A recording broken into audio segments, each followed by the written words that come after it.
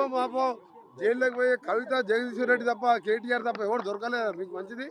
మా ముఖ్యమంత్రి గారు అయిన తర్వాత రెండవ రోజే 30 లక్షల మంది ఉచితంగా మహిళలు అక్కా చెల్లెళ్ళు నవ్వుకుంటూ ఇవాళ పెళ్లిళ్ళకి పోతున్నారు, బిడ్డ ఇంటికి పోతున్నారు, దేవస్థానానికి పోతున్నారు, సంక్రాంతి పండుగ ప్రతి ఇంటికి పోయి వచ్చిండ్రు.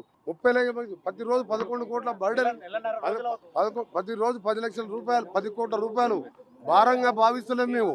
మాకు ఇవాళ మా అక్క చెల్లె పేదవాళ్లకు ఇవాళ నెలకు 200-300 రూపాయలు మిగిలిస్తున్నాం. ఆరోగ్యశ్రీ 10 లక్షలకు పెంచినాం. 2 మాసాల లోపే గ్యాస్ సిలిండర్ కానీ ఫ్రీ కరెంట్ యూనిట్లు కానీ ఇవన్నీ కూడా ఇవ్వబోతున్నాం.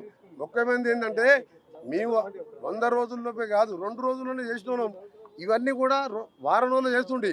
కానీ మా కర్మ గవర్నమెంట్ వచ్చిన మొదటి క్యాబినెట్లో ప్రభాకర్ రావు అనే 82 ఏళ్ళ ముసలా యంగ్ యువకుని పెట్టుకొని 70,000 కోట్ల రూపాయల నష్టాల బారుపడి యాదాద్రి భద్రాద్రి ఛత్తీస్గఢ్ కరెంట్లో కొనుగోలులో ప్లాంట్ నిర్మాణంలో నామినేషన్ బేసిస్ మీద 70,000 కోట్లు నష్టాలు పరిచిన ఆ పెద్ద మనిషి మీటింగ్ ముఖ్యమంత్రి గారు పిలిస్తే కూడా రాకుండా తప్పిపోయాను.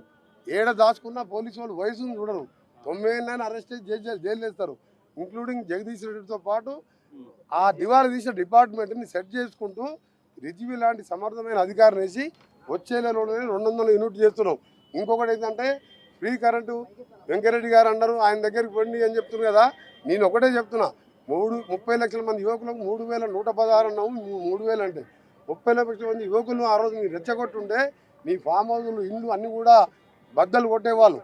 ఇవాళ మాకు 100 రోజులు టైం అడిగిన 100 రోజుల్లోపే అన్నవారిని మీరు చెప్పుతోని కొట్టండి. అంత ధైర్యం లేకపోతే బుద్ధిగా ప్రశ్నించండి. మీరు దళితుని ముఖ్యమంత్రి చేస్తే తల తీసేసుకుంటా అన్న మీ నాయనకి ఇంకా తల ఉందా లేదా? డబుల్ బెడ్రూమ్ కడితే అల్లుడు బిడ్డ వచ్చే మంచి వాళ్ళకు సపరేట్ బెడ్రూమ్ అన్నాం, డైనింగ్ హాల్ అన్నాం, పెద్ద మొత్తం కళలు చూపించినాం. ఒక్క ఇల్లు కట్టలేదు ఊళ్ళల్లో, ఒక రేషన్ కార్డు ఇవ్వలేదు. ఏ ముఖం పెట్టుకొని కాంగ్రెస్ ప్రశ్నిస్తున్నారు? మేము మాట్లాడాలంటే వాళ్ళకంటే